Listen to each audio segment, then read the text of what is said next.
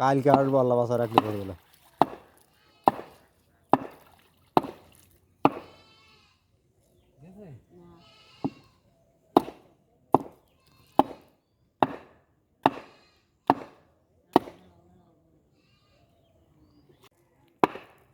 আমি আসার আগে আমি যে ভেলা বানাচ্ছি না, এই ভেলাটা নিয়ে তুমি ফটো তুলে এসে আবার ওখানে দিয়ে দেবা। কোন জায়গায় থাকবে না? এদিকে বাড়ি হলে ও ওই সামনে যাবো মাছ যদি আসে বুঝাও, এই ভেলাটা একটুকুন দিয়ে ওই নাইল গাছের ফটো তুলে আসবে। দরকার কি